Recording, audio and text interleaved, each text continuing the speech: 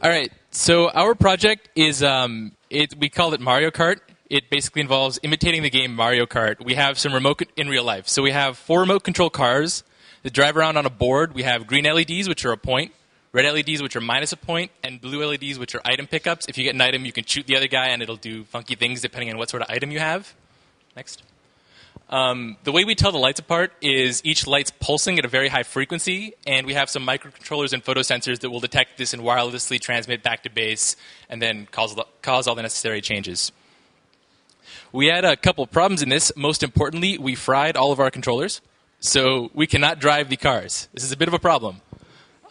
We have a bit of a compromise. We made some kind of synthetic controllers. We have push buttons that'll emulate what it would do, so we can at least show the functionality that we would have if we hadn't actually fried them. Underneath all the cars, we have a photo sensor, and then we put it through filter, and so we put it through buffer, amplifier, and then comparator, and then we get perfect rectangular signal.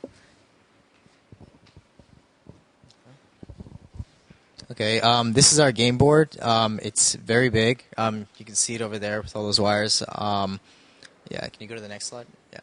So basically, we have just latches that hold values, which are given by the Arduino, and also controlled by a multiplexer, and they just output to enable different oscillators, which just have the lights pulse at the oscillator frequencies. These are the cars with the photosensors on them. And then we know what everything that's going on by the scoreboard. So as Dave mentioned earlier, there's the green lights that give you points, and as you get points, you can see it going up. And if you ride over red, it goes down, and the blue, and all the LEDs, the color ones, they correspond to a certain item. Here's the item system. As you can see, blue is freeze, green is inverted controls, and so on. And now for the demo. All right, it might be a little hard for you guys on the side to see, but here we have the game board. It's just on the floor, and we have a bunch of LEDs which are controlled by the game board and the central Arduino. So basically, when the car runs over a green light, so if you notice, that was car number 3, which is the 4th set of displays and items. You can see it incremented by 1 point, and then the green light moved around. As you can see it incremented again. Then we also have red lights. So you can see the score went down 1, and then, yeah, just do it one more time. Yeah, and the score went down again. Okay, and then the items.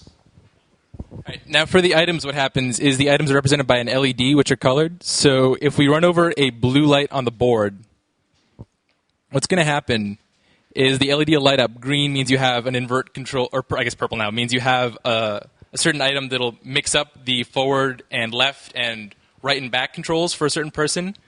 And we have our kind of controller models here. So that was, which car has the item? Car 3 has the item. So if car 3 then fires its item and hits, we have then, say, what car is that? So car 2, normally we can display left, right, forward, backwards over there. And if it gets hit by the item, can you hit it? Then all of a sudden forward, and they no longer represent forward and backwards. It's been swapped in some way. And that'll just remain for a couple seconds, and then it's back to normal. And so this will actually do this. If our controls weren't fried, this would actually invert your controls for you. And one last thing for our demo. Just to save time, we already gave this guy 9 points by running over it 9 times. The player wins when he gets 10 points.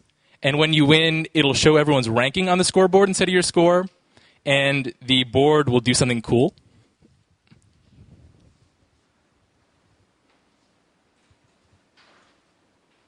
And then it resets itself, and you go again.